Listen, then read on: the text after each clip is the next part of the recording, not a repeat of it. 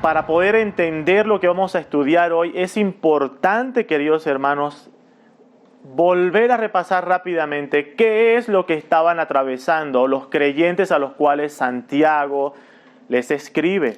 Si nosotros rápidamente damos una ojeada hacia atrás al primer capítulo de esta carta, nos vamos a dar cuenta que Santiago desde el principio les habla a estos creyentes porque estaban sufriendo tribulación. Los primeros versículos del versículos 2 en adelante dice: hermanos míos, tened por sumo gozo cuando os halléis en diversas pruebas, sabiendo que la prueba de vuestra fe produce paciencia.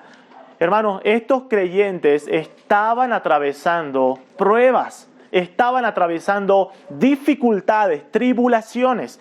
En el capítulo 5 se nos describe un poco en qué consistían estas tribulaciones que estaban atravesando los creyentes. En el capítulo 5 hace una descripción sobre los ricos de ese tiempo y cómo los ricos estaban tratando mal a los creyentes.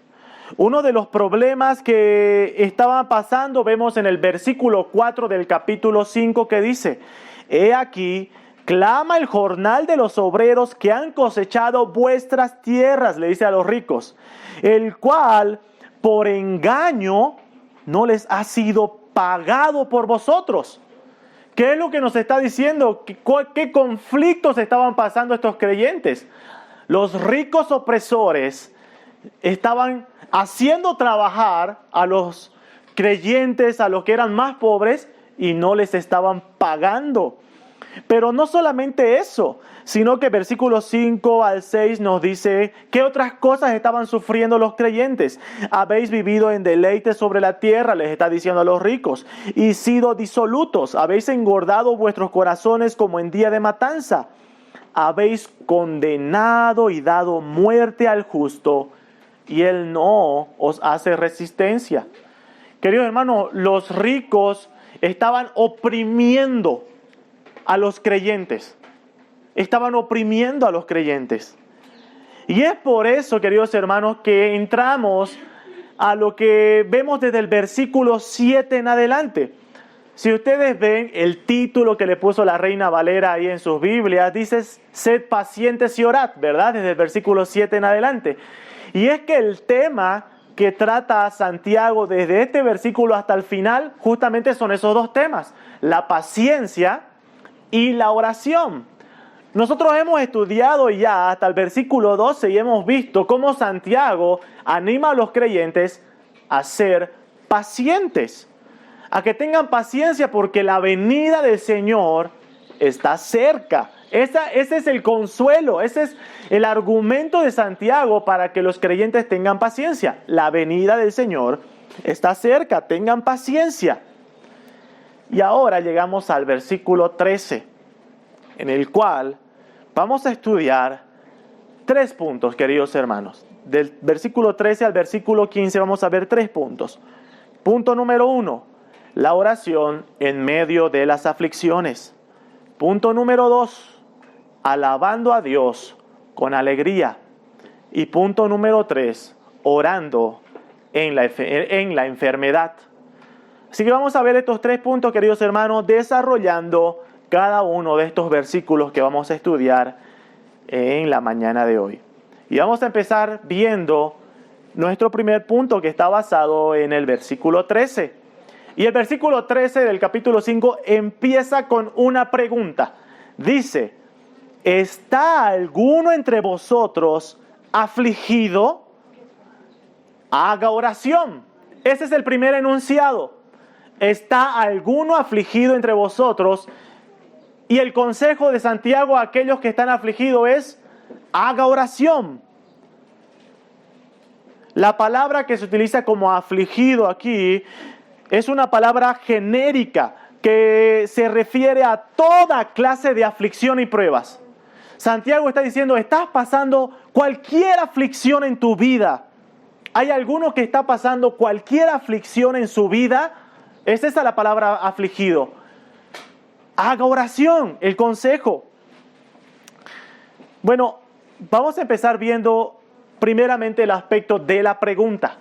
Santiago da por hecho que la aflicción, queridos hermanos, es parte de la vida del creyente. Es algo que hemos estado repitiendo una y otra vez a lo largo de este estudio, que Santiago da por hecho que los creyentes van a atravesar aflicciones. Primera Pedro capítulo 4.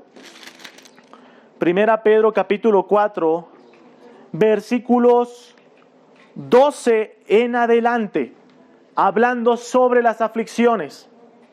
Dice: amados, no os sorprendáis del fuego de prueba que os ha sobrevenido, como si alguna cosa extraña os aconteciese,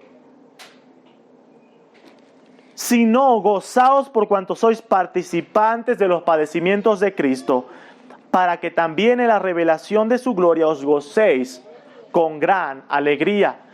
El versículo 12 empieza diciendo el apóstol Pedro, y les dice: amados hermanos, no se extrañen cuando les toque atravesar pruebas. No se extrañen. Las aflicciones en la vida del creyente no debe ser algo extraño, algo raro, sino que es algo que da por hecho que los creyentes van a atravesar aflicción.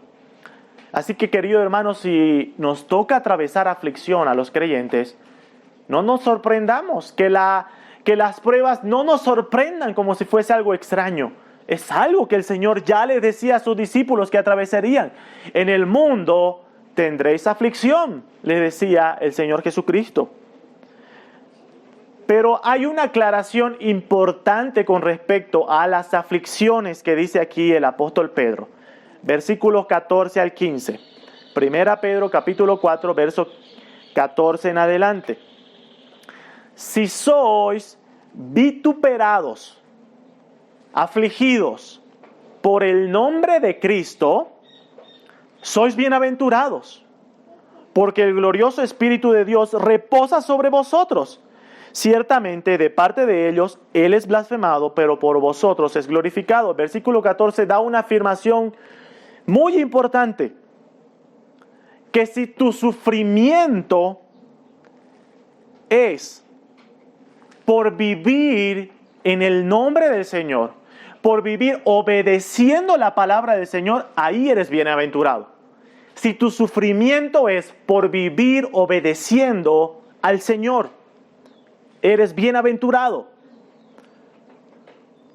Pero el verso 15 muestra el otro contraste y dice: así que ninguno de vosotros padezca como homicida, o ladrón, o malhechor, o por entrometerse en lo ajeno. Pero si alguno padece como cristiano, no se avergüence, sino glorifique a Dios por ello. Queridos hermanos, hay una gran diferencia entre sufrir en el nombre de Cristo y sufrir por cosas que nuestros hechos pecaminosos nos llevan a sufrir. Es eso lo que está mostrando el apóstol Pedro. Dice: si tú sufres en el nombre de Cristo por hacer lo agradable a Dios, eres bienaventurado. No te avergüences por eso. Pero si tú sufres por ser mentiroso, por ser ladrón, por entremeterse en lo ajeno, por hacer lo que no es agradable a Dios, y tú sufres por eso, entonces no te lleva a una bienaventuranza en el Señor. Hay una gran diferencia. Santiago hace referencia, queridos hermanos, a aquella aflicción en el nombre del Señor. Si tú estás afligido por hacer lo correcto, si tú estás afligido por vivir obedeciendo la voluntad de Dios, es esa aflicción la que Santiago está haciendo énfasis en su pregunta, cuando dice: ¿hay alguno entre vosotros afligido? Queridos hermanos, la aflicción es parte de nuestro llamado. porque estamos llamados a ministrar en un mundo caído, en un mundo que es un valle de lágrimas y dolor. Queridos hermanos, mientras estamos en este mundo, vamos a atravesar el valle de muerte, de dolor y lágrima, porque constantemente es un recordatorio de la naturaleza caída y corrompida. Queridos hermanos, tenemos ese llamado de ministrar en este mundo. Así que vamos a atravesar aflicciones para consolar a los afligidos. Vamos a atravesar aflicciones para glorificar a Dios por medio de ellas. Estamos en un mundo en el cual vamos a atravesar dificultad. Así que Santiago, volvemos a Santiago capítulo 5, verso 13, diciendo, ¿está alguno entre vosotros afligido? ¿Hay creyentes entre vosotros, hermanos, que están pasando aflicción? Y aquí viene el consejo de Santiago a aquellos que están pasando aflicción en el nombre del Señor. Y dice, haga oración. Haga oración. El consejo de Santiago es, haga oración. Hermanos, a veces nosotros menospreciamos los consejos de la palabra del Señor y los tenemos en poco. No los consideramos suficientes para el desarrollo de nuestra vida como creyentes. A veces nosotros leemos versículos como este en el cual se nos dice a aquellos que atravesamos aflicción un consejo como hacer oración y decimos, ¿cómo me vas a decir que haga oración? ¿No me vas a dar un consejo más práctico? ¿No me vas a dar un consejo que me sea más útil? Querido hermano, hermana, si tú piensas que la oración no es útil, si tú piensas que la oración no es algo práctico en tu momento de aflicción, es porque no entiendes lo que es la oración. El consejo que da Santiago parece algo tan simple, tan sencillo, pero querido hermano, es lo suficiente. Es lo único que necesitamos.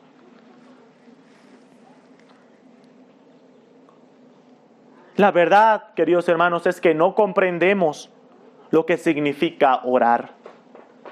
Creemos que orar es un acto protocolar religioso, donde nos encontramos en la congregación y alguien dice vamos a orar y cerramos los ojos y ponemos rostros de espiritualidad mientras alguien menciona algunas palabras y creemos que solamente eso es orar. Creemos que orar es solamente repetir palabras antes de comer. Creemos que orar significa cosas como esas. Orar es algo más profundo, queridos hermanos. Y orar es algo a lo cual la palabra de Dios nos invita, nos llama a acudir continuamente. Hay muchos versículos, puse algunos para mencionar de versículos que nos habla de un llamado a la oración de los creyentes. Primera Pedro capítulo 5 verso 7 nos dice, echando toda vuestra ansiedad sobre Él, porque Él tiene cuidado de vosotros. Oramos al Señor porque es necesario, porque el Señor nos invita a echar sobre Él nuestra ansiedad, porque Él cuida de nosotros. Efesios 6, 18 nos dice que orando en todo tiempo. El apóstol Pablo nos invita a orar en todo tiempo. Colosenses capítulo 4 versículo 2 nos hace un llamado a perseverar en la oración, a orar constantemente. Y Primera Tesalonicenses capítulo 5 verso 17 nos dice orad sin cesar. Queridos hermanos, tenemos un llamado, una invitación de parte del Señor a orar continuamente a lo largo de toda la Escritura. Orar continuamente. Y es que la oración, queridos hermanos, es algo trascendente, es algo vital, es algo importante en la vida del creyente. William Hendrickson dice lo siguiente sobre la oración. La oración es el vínculo vital que nos mantiene en contacto con el autor y perfeccionador de nuestra fe. La oración es ese vínculo vital, algo que no podemos dejar a un lado. Lo necesitamos porque nos mantiene en contacto con nuestro Señor. Cuando oramos en medio de las aflicciones, queridos hermanos, es poner nuestra voluntad en sintonía con la voluntad de Dios. Cuando nosotros oramos ante Dios, ponemos en sintonía, unimos nuestra voluntad sometida a la voluntad soberana de Dios. Primera Juan capítulo 5 verso 14 nos habla de que cuando nosotros oramos debemos orar conforme a la voluntad de Dios. Y esta es la confianza que tenemos en Él, que si pedimos alguna cosa conforme a su voluntad, Él nos oye. Cuando nosotros oramos, queridos hermanos, nos unimos a la voluntad de Dios, nos sometemos a la voluntad de Dios. Es lo que nuestro Señor Jesucristo en Mateo 6 les enseñaba a sus discípulos a orar y les decía: hágase tu voluntad, tanto en la tierra como en el cielo. La voluntad de Dios. Cuando oramos en los momentos de aflicción, descargamos nuestras aflicciones en los hombros del pastor de nuestras almas. Cuando oramos, reconocemos la supremacía de Dios en nuestra vida y la incapacidad y debilidad nuestra. La oración es muy importante, queridos hermanos, en la comunión con Dios. Creo que muchas veces me han escuchado decir de que si tú no lees tu Biblia, no puedes decir que tienes una comunión con Dios, ¿verdad? Si tú no lees tu Biblia día tras día, no puedes decir que tienes una comunión con Dios, porque ¿cómo puedes decir que tienes una comunión con alguien a quien nunca escuchas? Bueno, con la oración es algo igual. ¿Tú quieres saber dónde estás espiritualmente? ¿Cómo está tu condición espiritual delante del Señor? Evalúa cómo está tu oración, cómo está tu tiempo de oración con el Señor. Si tú no tienes ningún tiempo de oración, ningún tiempo en el cual hablas con tu Señor, entonces, ¿de qué comunión estamos hablando? Es importante orar. Es importante orar. Alguien una vez me decía que la razón por la que muchos creyentes no oran es porque no planifican orar. Querido hermano, si tú esperas a tener ganas de orar, nunca vas a orar. La oración tiene que ser algo que debe estar dentro de tu cronograma de actividades en el día.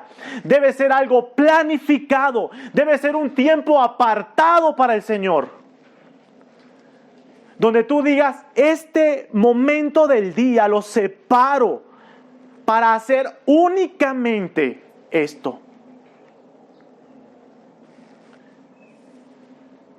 Debemos acostumbrarnos, queridos hermanos, a apartar un tiempo en comunión con el Señor para hablarle y para escucharle. Para que los ruidos de los quehaceres en el día no interrumpan nuestra concentración y no interrumpan nuestra conversación con el Señor. Así que, queridos hermanos, la oración es de suma importancia. El consejo que le da Santiago a estos creyentes es el mejor consejo que puede darle a alguien que está atravesando aflicción. ¿Alguna vez te has preguntado qué le digo a alguien que está sufriendo? ¿Qué le digo? ¿Qué le aconsejo a alguien que está atravesando aflicción, prueba? Y a veces nosotros vamos y le decimos muchos consejos. Querido hermano, el mejor consejo que puedes darle a alguien es este. Ora. Pero ora de verdad. Ora de verdad. El mejor consejo para enfrentar la aflicción.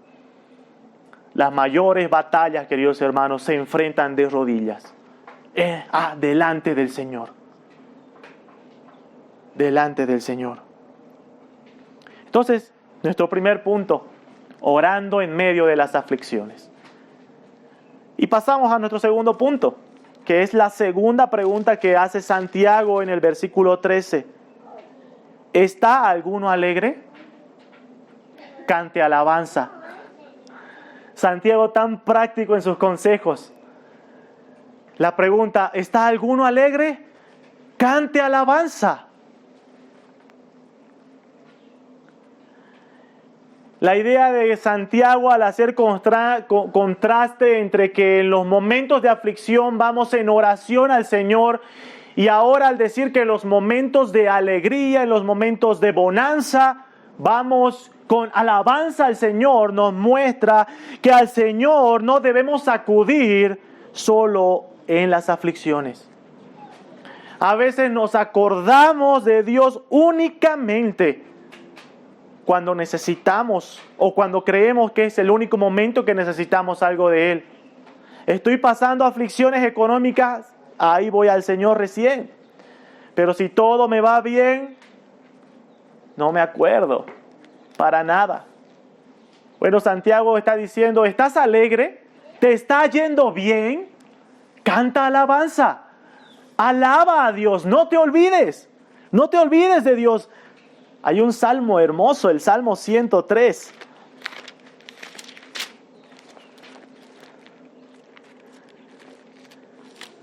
Salmo 103, queridos hermanos.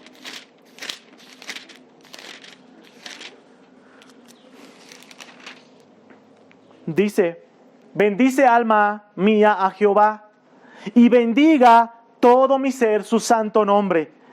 Bendice alma mía a Jehová y no olvides ninguno de sus beneficios. Ninguno. Querido hermano, hermana, cuando tú estás pasando momentos de alegría, momentos de regocijos en tu vida, no te olvides de ninguno de los beneficios de Dios. No te olvides de dar gracias. No te olvides de ir constantemente ante la presencia del Señor para alabarle, agradecerle y bendecir su santo nombre por la grandeza de sus bondades. Hay algo interesante, hermanos, en Deuteronomio, capítulo 8,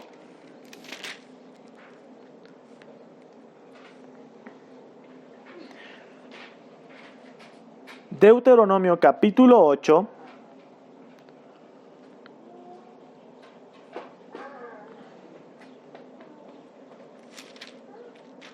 vamos a leer desde el versículo 1 en adelante, dice, cuidaréis de poner por obra todo mandamiento que yo os ordeno hoy, para que viváis y seáis multiplicados y entréis y poseáis la tierra que Jehová prometió con juramento a vuestros padres. Dios había prometido una herencia para Israel. Y ahora Dios le está dando los consejos finales antes de introducirlos a esa herencia, a esa tierra prometida. Versículo 2 dice, y te acordarás de todo el camino por donde te ha traído Jehová tu Dios estos 40 años.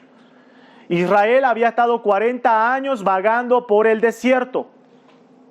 Y el consejo de Dios es, cuando te introduzca en esta tierra, te acordarás de estos 40 años. Te acordarás de todo el camino en el que Dios te ha traído para afligirte, para probarte, para saber lo que había en tu corazón, si habías de guardar sus mandamientos. Acuérdate, acuérdate. Luego vamos abajo, versículo 11.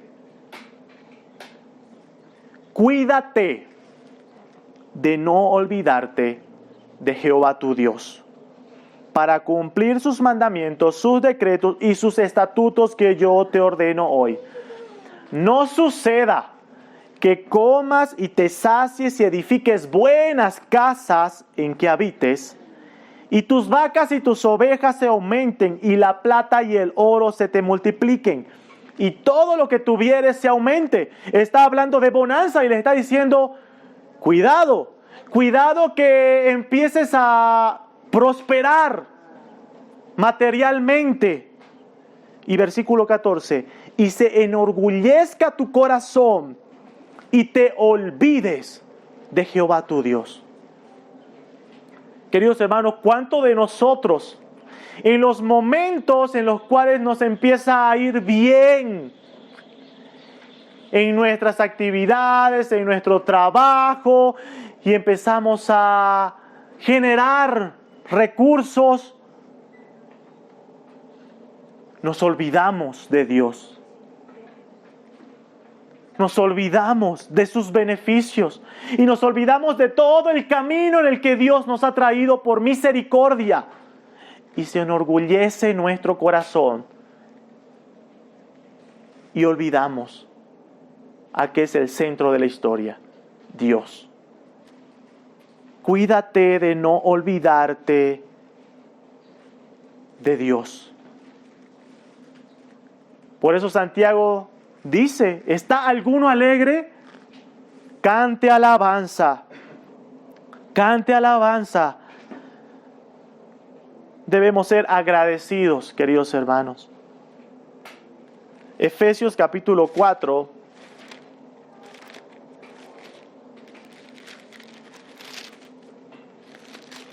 Efesios capítulo 4, versos 19 y 20. Hablando entre vosotros con salmos, con himnos y con cánticos espirituales, cantando y alabando al Señor en vuestros corazones, dando siempre gracias por todo al Dios y Padre en el nombre de nuestro Señor Jesucristo. Querido hermano, hermana, quiero preguntarte, ¿tú alabas al Señor? Y tú me puedes decir, sí, yo todos los domingos que vengo alabo. Pero, ¿le alabas todos los días? ¿Le agradeces todos los días? Hay consejos como el que da ahorita el apóstol Pablo y también el Santiago, cuando dice cante alabanza, hace una referencia al cántico. ¿Tú cantas, querido hermano, hermana? ¿Le cantas al Señor en la intimidad? Para alabarle y agradecerle por todo lo que hace.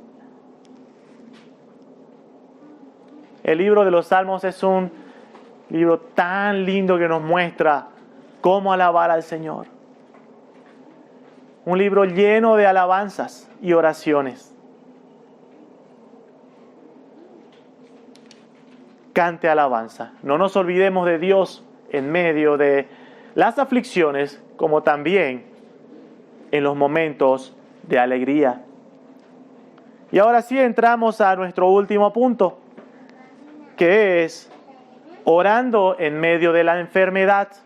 Y vamos a ver versículos 14 y 15. Orando en medio de la enfermedad. Santiago al principio habla de aflicciones generales, de todo tipo de aflicción que puede atravesar los creyentes. Pero ahora va a hablar de un tipo de aflicción específico, las enfermedades. Y vuelve a hacerlo en un tono de pregunta. Versículo 14. ¿Está alguno enfermo entre vosotros? Y ahora la respuesta nuevamente pareciera una respuesta que no cualquiera daría cuando hablamos de la enfermedad. Cualquiera, en vez de lo que dice aquí Santiago, diría, llama a un doctor. Lo primero que colocaríamos. Pero aquí Santiago da un consejo práctico nuevamente. ¿Está alguno enfermo entre vosotros? Llame a los ancianos de la iglesia y oren por él, ungiéndole con aceite en el nombre del Señor. Y la oración de fe salvará al enfermo y el Señor lo levantará. Y si hubiera cometido pecados, le serán perdonados. Hermanos, es muy importante poder interpretar correctamente este pasaje, ¿sí? Porque hay muchos que han adoptado o interpretado estos versículos sin entender el contexto en el cual está escrito, para llevar a prácticas o a entendimientos errados de la palabra del Señor. Y vamos a ver estudiando estos versículos qué entendimientos errados tenemos que evitar. Vamos a ir viendo primeramente el versículo 14. La pregunta que dice, ¿está alguno enfermo entre vosotros? Bueno, Santiago hace referencia a una aflicción específica, la enfermedad. La enfermedad. Al parecer muchos creyentes quizás en ese tiempo estaban pasando a enfermedad. Y así como Santiago habla sobre aflicciones, todo tipo de aflicciones que estaban pasando, específicamente ahora se refiere a aquellos que estaban enfermos. Y aquí viene el consejo de Santiago. Les dice a los que están enfermos, les dice, llame a los ancianos de la iglesia. ¿Qué significa la palabra ancianos? Bueno, cuando nosotros leemos la palabra ancianos, ¿qué se nos viene a la mente? Alguien de avanzada edad. Bueno, en sí la palabra anciano es una palabra en griego que es la palabra presbiter, que nosotros traducido es es lo que se conoce como los presbiterios, ¿sí? El presbiter, palabra griega. ¿Quiénes eran los ancianos en la iglesia? Bueno, esa palabra no tiene que ver con la edad, sino con una labor que cumplían en la iglesia.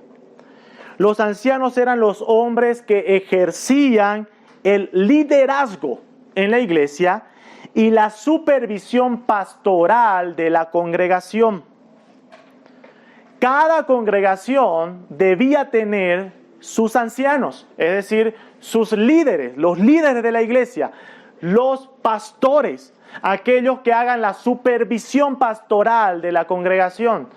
Cada iglesia debía tener ancianos. Eso lo vemos a lo largo de todo el Nuevo Testamento, como en Hechos capítulo 6 ya se hace la división de los oficios en la iglesia, donde vemos ancianos y diáconos. Y los ancianos tenían una labor particular, una labor importante.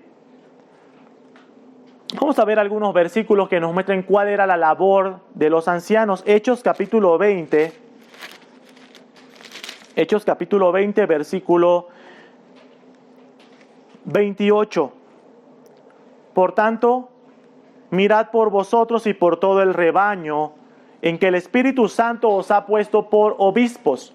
La palabra obispos significa supervisor. Para apacentar la iglesia del Señor, la cual Él ganó por su propia sangre. Cada iglesia debía tener sus ancianos, sus líderes, sus obispos, los supervisores, pastores. Y ellos tenían que apacentar la iglesia del Señor. ¿Qué significa apacentar? Tiene que ver con la labor de un pastor de ovejas, de proveer alimento, de proteger al rebaño. Esa era la labor de los ancianos. En Hechos capítulo 6, encontramos cómo los apóstoles describían precisamente cuál debía ser la actividad a la cual ellos se iban a dedicar en su labor pastoral. Cuando nosotros vemos el contexto del capítulo 6, vemos de que la iglesia había crecido tanto que ya los apóstoles no podían abastecer a toda la iglesia. Así que ahí es donde los apóstoles dicen, entre vosotros tienen que seleccionar a personas que tengan estos requisitos espirituales para que ellos sean los diáconos y ellos ejerzan las tareas que se conocen en este capítulo como el servicio a las mesas. Ahora, ¿cuál era la tarea a la cual se iban a dedicar los pastores? Versículos 4 del capítulo 6. Y nosotros persistiremos en la oración y en el ministerio de la palabra. En la iglesia, queridos hermanos, debían haber ancianos, los líderes espirituales, aquellos que pastorean la congregación, y ellos tienen una tarea específica: dedicarse a la oración y al ministerio de la palabra. Esa era la tarea. Queridos hermanos, cuando Santiago dice, ¿hay alguno enfermo entre vosotros? Y da el consejo, llame a los ancianos de la iglesia. Es porque, queridos hermanos, la tarea de los ancianos es orar y preocuparse por el bienestar de cada uno de la congregación. Es preocuparse por el bienestar de cada uno de la congregación. Y su ministerio está basado en la oración y la palabra, y la enseñanza de la palabra. Ese es el ministerio en el cual desarrollan los ancianos de la iglesia. Y por eso Santiago da el consejo, llama a los ancianos de la iglesia, porque es su función, es su labor, ellos velan por tu vida. Y aquí viene otro consejo importante, queridos hermanos. Si nosotros notamos el versículo que estamos estudiando ahí en Santiago, el consejo es que el que está enfermo llame a los ancianos. A veces nos enfermamos nosotros y no decimos a nadie y después nos enojamos porque nadie se preocupó por nosotros. ¿Sí? Bueno, Santiago más o menos está diciendo, da a conocer. Tienes que compartir con los demás para que te apoyen en oración. Queridos hermanos, es importante buscar apoyo de oración.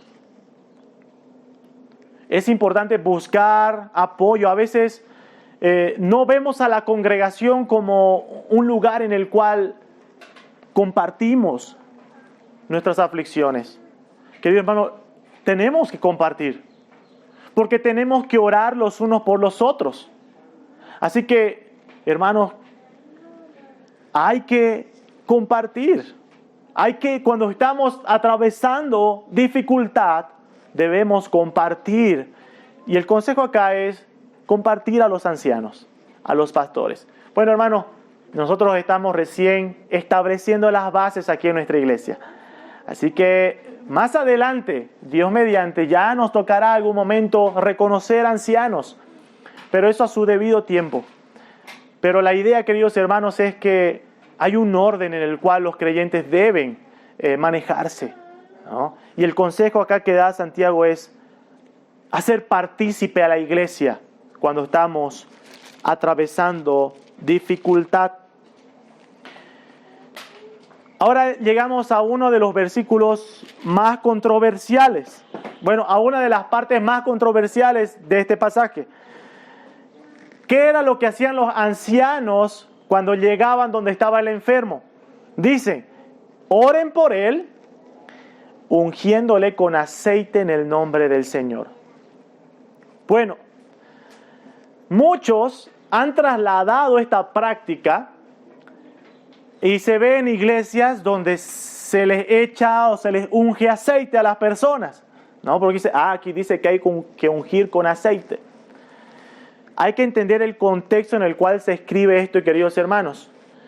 Para las personas en ese tiempo, en ese lugar, el aceite de oliva, que era el que se usaba, tenía implicaciones medicinales. Se usaba el aceite con intención medicinal. Eso lo vemos en algunos versículos donde se nos menciona algunos ejemplos. Por ejemplo, en la historia del buen samaritano. Lucas capítulo 10. Lucas capítulo 10, versículo 34. Luego de que el samaritano recoge a aquel que estaba golpeado y lo lleva, versículo 34 dice, y acercándose vendó sus heridas y echándoles aceite y vino y poniéndole en su cabalgadura lo llevó al mesón y cuidó de él. Tanto el aceite como el vino que se menciona ahí, queridos hermanos, eran prácticas que se tenían en ese tiempo con fines medicinales. Así como en nuestra cultura, en nuestro contexto hay plantas medicinales, hay cosas que utilizamos con ese propósito, también ahí el vino tenía también se lo usaba como antiséptico, ¿no? El aceite tenía la función de ayudar a calmar el dolor.